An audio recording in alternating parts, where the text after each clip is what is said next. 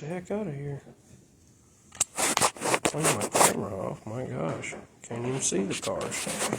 All the cars?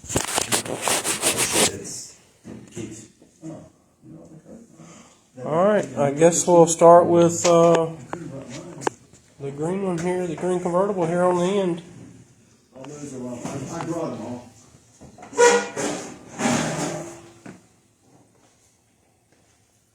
Again, this whole set was from my buddy Steve's collection, and I got them from his wife when he passed away.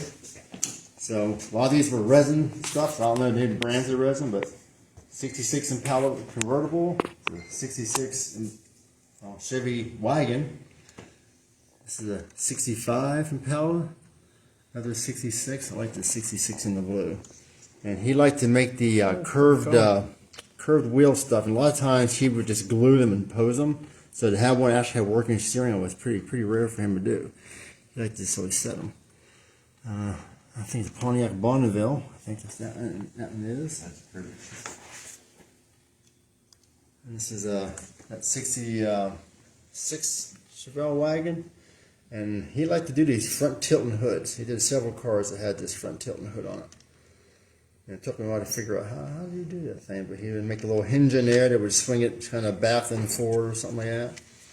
And I had a couple people who had this at a club meeting up in Wisconsin and said, well, if you ever decide you want to sell that one, let me know. And this is the one, I can't remember what, Ford Starliner, yeah. So it's going to be about a 60? That's a 60 one. Yeah. 60. And it doesn't feel like resin, so it might have been a It kit. doesn't look like it either. Yeah, it doesn't feel like They a had a resin. really nice kit. I just don't know how old it is compared to his stuff. Because a lot of time he'd find stuff and he was on building stuff fast. He was a fast builder. But it all came from his collection and stuff. I like the Impalas and that. And had a couple of them laying around there. Cool. Thanks for sharing them, Russ. Yeah. Give our viewing audience a little closer view of them. Let's see.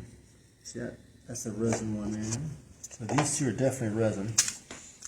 Cool. They're nice cars. He was a good builder. He was. He'd sit down and he was always building two at a time. It wouldn't surprise me if like these two were being built at the same time, because he did a lot of similar chassis paint or engine detail. He just do them at the same time. When the airbrush is throwing that color, he'd just do two cars with it. Sometimes he'd do a two-tone car and flip the two tones. Like 256 Chevys, he flipped the white and yellow top and bottom, but same color. And yeah, he did a lot of nice stuff. Jamie, you want to tell us about yours? The first white one there is a 64 Mercury Comet. Basically a curbside kit.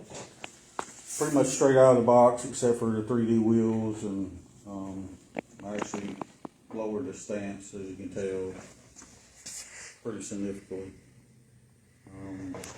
The red one's a 64 Galaxy.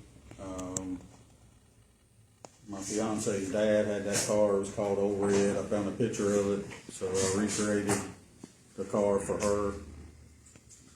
And then the other little white one's a 62 Ford Comet. That is a kit. Ford Falcon. That'll be Ford Falcon, yeah. Yeah, Ford Falcon. I did that one a couple years ago. That was actually a rebuilder. I got that one and tore it apart and rebuilt it. Had to re-chrome the bumpers and the grill and everything. All of them's got Tamiya paint on them. Cool.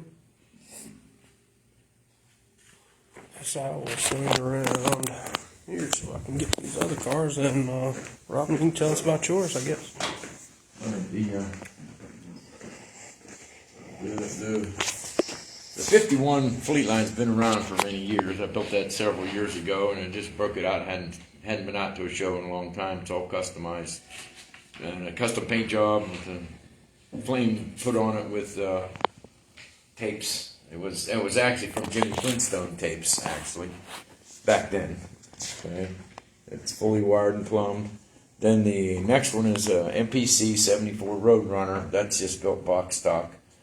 Those MPC cars are just a pain in the butt to build because they don't really look right and fit right, but it turned out okay, so that worked out okay. The blue one is a Revell 67 Dodge Coronet 440, and the red one is a 67 Plymouth GTX and I built them at the same time. Basically, they both have the 440 engines, fully wired and plumbed. All the paint except for the 51 is MCW lacquers. And they're beautiful paints to work with. Absolutely. Cool. Nice cars. Keith, can you tell us about yours? The a la carte there, that is the Walmart edition, the checkerboard box, that I picked up I picked that up at a show as part of a raffle. Our IPMS club built a George Beresling collection for nationals this year, so that was one of his cars that I done. It is, to my fine white primer, then a duplicolor pearl white, and then duplicolor 1K clear, and then the box decals on it. So it turned out all right. The chrome suspension's a pain because it's all chrome and it's individual pieces trying to get it to stick and stay and not break 12 pieces off when you glue one in. But it turned out all right. It's not my best, but it was good enough to. That actually in the whole collection won a gold at IPMS Nationals this year. So Cool. it was part of that, I can say. The Cummins car there beside it, as most of y'all know, I actually worked for Cummins. That's the 87 Indy car. That's the actual car that won the Indy 500 that year. It was actually a leftover Penske 86 car that they kind of threw together at the last minute. That is, to me, a yellow. Kind of one of the cool things, the oddballs or quirks about the car is they decaled it at the last second. So the Cummins on the side of the car is in lowercase, but they didn't have enough stickers to do everything in lowercase. So the wing is all Cummins and all uppercase.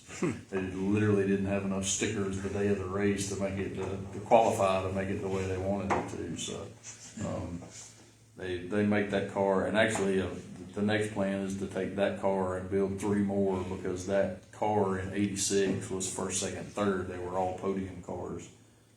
Those are kit decals, but Indy Cows actually sells the podium decals for the '86 cars, but it's the exact same car. So You did a good That's- job painting them letters on them tires. it was all right. That was good, man. I did scuff can't the do it tire that to make it look like it, get rid of the seam lines, and I think that was either the first or second time I'd done that, and it turned out all right. But, Yeah. Looked nice. just something to put in the trophy case. Yeah. Then the Surf Woody there beside it, that was the second car that I built for the Barris display. That is a Testors metallic orange, then the same duplicolor pearl white, and then the same duplicolor 1K clear. The surfboard there, the surfboard and the chrome under the hood, and all the chrome touch-ups were done with the Fusion firm. So that it takes a while, 72 hours to dry, but it lays down really nice. And it's a heck of a lot cheaper than the Revell Yeah, chrome. I've seen it. But It's cheap, man. that's completely box stock. They come with a little display in the mini box of the kit. And then actually Jamie found a box that he had. He had an original box. So I've got that at home that it lives inside of. So those are my 3, and then the two Barris cars, like I said, took gold at Nationals as part of the collection. So Awesome. pretty cool foundation. Very cool. Thank you for sharing. Jeff, you want to tell us about your truck and trailer? The truck is, I think it's an AMT Datsun. It's a snap kit. I thought it looked cool, and I had I had a 4Runner, but they don't make a 4Runner kit of that year, so painted the truck up to kind of look like my 4Runner. The motorcycle trailer, it's an old, I think it's an old Monogram trailer that I modified, scratch built the railings with, added some, lifted it a little bit, added some mud tires. The dirt bikes, or the AMT double dirt bike kit, it's been reissued a couple times. Added some ratchet strap I actually got off of Etsy, and it actually does ratchet too. The chain, there's some jewelry chain I picked up from Michael's. A lot of 3D printed stuff on there, the traction boards, the jerry cans, and hose and a fire extinguisher and a chainsaw that was gifted to someone near and dear to me. It's a fun little build. I mean, I built it to go with the camper that I'm working on, but the camper's not even close to being done. I know how that feeling. Cool. Alright, I guess I'll tell you all about mine. That's the last ones. I'll start with the little cooler cart. I took the go-kart out of the, what is that, the AMT 60 Chevrolet truck kit. It's got the little go-kart. Took the go-kart, made some little modifications, and threw a 3D printed Yeti cooler on there and threw some cans in it and called it a cooler cart. Actually, I got the idea. I forget where I was at, but I saw a little cooler with some wheels on a little engine, and I was like, well, it's a good idea. I can throw this together. It was a little quick little build. I painted it the metallic green Tamiya TS20.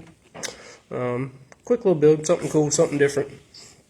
Then my Camaro, it's 1970 and a half Camaro Z28 AMT kit. Painted it GM metallic black duplicolor with a 2K clear. Used Jay's resin wheels for the wheels. Used a distributor from Jay's Model Garage. Wired it myself. Used his hose fittings for the radiator hose. He also made some seats for me and a steering wheel for it. That's pretty much all about that car. The wheels I painted, they look black, but they're actually all clad steel. And I stripped the bumpers on it. I stripped the chrome off the bumpers and painted the bumpers black chrome, Rust-Oleum black chrome. Really thought it was supposed to be black, but black chrome is actually not black. It's more like a gunmetal color. So, anyways, that's pretty much it for that build. That's a pretty easy little build, though. I built it for my cousin for a gift for her, so it's going to break my heart to let go of it. But, anyways, and then it's my Harry Gant build, work in progress. There is, goodness, I think I counted up earlier today. There's over 30 3D printed parts on this thing already, and I got a long ways to go on it, but it's the 1986 Harry Gant Monte Carlo monogram kit. Jay's Model Garage is where I got all the parts for it. I ain't going to go into listing all the parts because it's too much. But yeah, hopefully we'll get it done soon. Maybe before next year, we'll see. Still have to build the engine and do some wiring and run some oil lines and yeah, all that fun stuff. So, but we're making progress. That is all of our models for tonight, guys. We meet here in Winston-Salem at the Sedge Garden Recreation Center the first Monday of every month at 7 p.m. Thanks everybody for watching, and be sure to join us next month.